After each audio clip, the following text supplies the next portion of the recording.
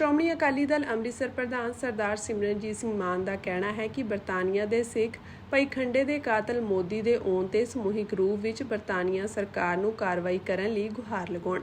ਉਨ੍ਹਾਂ ਕਿਹਾ ਕਿ ਦੁਨੀਆ ਭਰ ਵਿੱਚ ਵਸਣ ਵਾਲੇ ਸਿੱਖਾਂ ਨੂੰ ਇਹ ਭਰਪੂਰ ਜਾਣਕਾਰੀ ਹੈ ਕਿ ਇੰਡੀਆ ਦੀ ਮੁਸਵੀ ਮੋਦੀ ਹਕੂਮਤ ਅਤੇ ਇਸ ਦੀ ਚੰਡਾਲ ਚੌਂਕੜੀ ਨੇ ਇੰਗਲੈਂਡ ਵਿੱਚ ਵਸਦੇ ਮਨੁੱਖਤਾਪੱਖੀ ਖਿਆਲਾਂ ਦੇ ਮਾਲਕ ਭਾਈ ਅਵਤਾਰ ਸਿੰਘ ਖੰਡਾ ਨੂੰ ਰੂਸ ਤੋਂ ਮੰਗਵਾਈ ਗਈ ਪੋਲੋਨੀਅਮ ਨਾਮ ਦੀ ਜ਼ਹਿਰ ਦੇ ਕੇ ਤਸੀਹੇ ਦੇ ਕੇ ਹੌਲੀ-ਹੌਲੀ ਮਾਰਨ ਦੀ ਦੁਖਦਾਇਕ ਕਾਰਵਾਈ ਕੀਤੀ ਗਈ।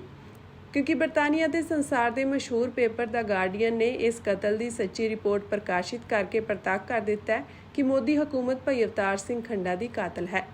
ਉਨ੍ਹਾਂ ਕਿਹਾ ਕਿ ਰੂਸ ਨਾਲ ਇੰਡੀਅਨ ਹੁਕਮਰਾਨਾਂ ਦੀ ਲੰਮੇ ਸਮੇਂ ਤੋਂ ਸਾਂਝ ਹੈ ਅਤੇ ਰੂਸ ਆਪਣੀ ਸਰਕਾਰ ਵਿਰੁੱਧ ਬਗਾਵਤ ਕਰਨ ਵਾਲਿਆਂ ਜਿਵੇਂ ਮਿਸਟਰ ਅਲੈਗਜ਼ੈਂਡਰ ਨਾਮ ਦੇ ਰੂਸੀ ਬਾਗੀ ਨੂੰ ਵੀ ਉਪਰੋਕਤ ਪੋਲੋਨੀਅਮ ਜ਼ਹਿਰ ਨਾਲ ਹੀ ਮਾਰਿਆ ਗਿਆ ਸੀ। ਉਸ ਤਰ੍ਹਾਂ ਦੇ ਢੰਗ ਤਰੀਕੇ ਇਹ ਮੋਦੀ ਹਕੂਮਤ ਬਾਹਰਲੇ ਮੁਲਕਾਂ ਵਿੱਚ ਕੌਮਾਂਤਰੀ ਕਾਨੂੰਨਾਂ ਤੇ ਨਿਯਮਾਂ ਅਧੀਨ ਆਜ਼ਾਦ ਬਾਦਸ਼ਾਹੀ ਸਿੱਖ ਰਾਜ ਨੂੰ ਕਾਇਮ ਕਰਨ ਦੀ ਚਾਹਨਾ ਰੱਖਣ ਵਾਲੇ ਸਿੱਖਾਂ ਨੂੰ ਨਿਰੰਤਰ ਮਾਰਦੀ ਆ ਰਹੀ ਹੈ।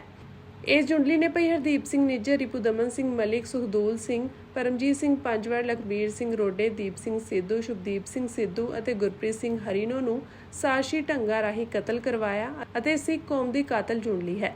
ਇਸ ਲਈ ਜਦੋਂ 23 ਤੇ 24 ਜੁਲਾਈ ਨੂੰ ਮੋਦੀ ਬਰਤਾਨੀਆ ਦੌਰੇ ਤੇ ਆ ਰਹੇ ਹਨ ਤਾਂ ਬਰਤਾਨੀਆ ਦੇ ਸਿੱਖਾਂ ਨੂੰ ਸਮੂਹਿਕ ਰੂਪ ਵਿੱਚ ਬਰਤਾਨੀਆ ਦੇ ਵਜ਼ੀਰ-ਏ-ਆਜ਼ਮ ਕੇਰ ਸਟਾਰਮਰ ਦੀ ਰਿਹਾਇਸ਼ ਵਿਖੇ ਯਾਦ ਪੱਤਰ ਦੇ ਕੇ ਸਿੱਖਾਂ ਦੇ ਇਸ ਕਾਤਲ ਮੋਦੀ ਨੂੰ ਗ੍ਰਿਫਤਾਰ ਕਰਕੇ ਬਰਤਾਨੀਆ ਦੇ ਕਾਨੂੰਨ ਅਨੁਸਾਰ ਸਜ਼ਾ ਦਿਵਾਉਣ ਦੀ ਮੰਗ ਕਰਨੀ ਚਾਹੀਦੀ ਹੈ।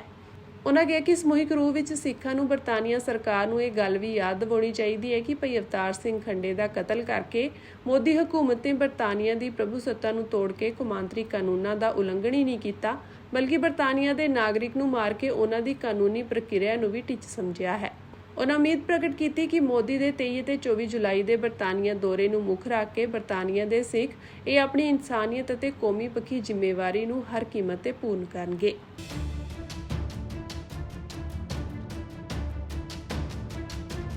ਸ਼੍ਰੋਮਣੀ ਅਕਾਲੀ ਦਲ ਅੰਮ੍ਰਿਤਸਰ ਪ੍ਰਧਾਨ ਸਰਦਾਰ ਸਿਮਰਨਜੀਤ ਸਿੰਘ ਮਾਨ ਦਾ ਕਹਿਣਾ ਹੈ ਕਿ ਬਰਤਾਨੀਆ ਦੇ ਸਿੱਖ ਭਾਈ ਖੰਡੇ ਦੇ ਕਾਤਲ ਮੋਦੀ ਦੇ ਆਉਣ ਤੇ ਸਮੂਹਿਕ ਰੂਪ ਵਿੱਚ ਬਰਤਾਨੀਆ ਸਰਕਾਰ ਨੂੰ ਕਾਰਵਾਈ ਕਰਨ ਲਈ ਗੁਹਾਰ ਲਗਾਉਣ। ਉਨ੍ਹਾਂ ਕਿਹਾ ਕਿ ਦੁਨੀਆ ਭਰ ਵਿੱਚ ਵਸਣ ਵਾਲੇ ਸਿੱਖਾਂ ਨੂੰ ਇਹ ਭਰਪੂਰ ਜਾਣਕਾਰੀ ਹੈ ਕਿ ਇੰਡੀਆ ਦੀ ਮੁਸਵੀ ਮੋਦੀ ਹਕੂਮਤ ਅਤੇ ਇਸ ਦੀ ਚੰਡਾਲ ਚੌਂਕੜੀ ਨੇ ਇੰਗਲੈਂਡ ਵਿੱਚ ਵਸਦੇ ਮਨੁੱਖਤਾਪੱਖੀ ਖਿਆਲਾਂ ਦੇ ਮਾਲਕ ਭਾਈ ਅਵਤਾਰ ਸਿੰਘ ਖੰਡਾ ਨੂੰ ਰੂਸ ਤੋਂ ਮੰਗਵਾਈ ਗਈ ਪੋਲੋਨੀਅਮ ਨਾਮ ਦੀ ਜ਼ਹਿਰ ਦੇ ਕੇ ਤਸੀਹੇ ਦੇ ਕੇ ਹੌਲੀ-ਹੌਲੀ ਮਾਰਨ ਦੀ ਦੁਖਦਾਇਕ ਕਾਰਵਾਈ ਕੀਤੀ ਗਈ।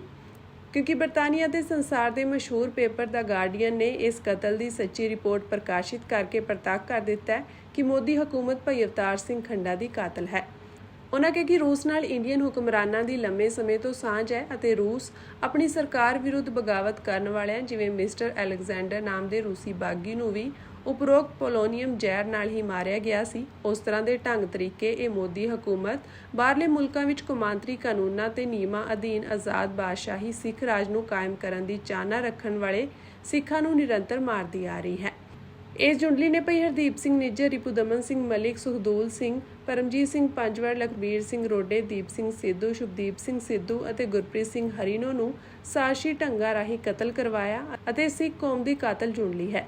ਇਸ ਲਈ ਜਦੋਂ 23 ਤੇ 24 ਜੁਲਾਈ ਨੂੰ ਮੋਦੀ ਬਰਤਾਨੀਆ ਦੌਰੇ ਤੇ ਆ ਰਹੇ ਹਨ ਤਾਂ ਬਰਤਾਨੀਆ ਦੇ ਸਿੱਖਾਂ ਨੂੰ ਸਮੂਹਿਕ ਰੂਪ ਵਿੱਚ ਬਰਤਾਨੀਆ ਦੇ ਵਜ਼ੀਰ-ਏ-ਆਜ਼ਮ ਕੇਰ ਸਟਾਰਮਰ ਦੀ ਰਿਹਾਇਸ਼ ਵਿਖੇ ਯਾਦ ਪੱਤਰ ਦੇ ਕੇ ਸਿੱਖਾਂ ਦੇ ਇਸ ਕਾਤਲ ਮੋਦੀ ਨੂੰ ਗ੍ਰਿਫਤਾਰ ਕਰਕੇ ਬਰਤਾਨੀਆ ਦੇ ਕਾਨੂੰਨ ਅਨੁਸਾਰ ਸਜ਼ਾ ਦਿਵਾਉਣ ਦੀ ਮੰਗ ਕਰਨੀ ਚਾਹੀਦੀ ਹੈ।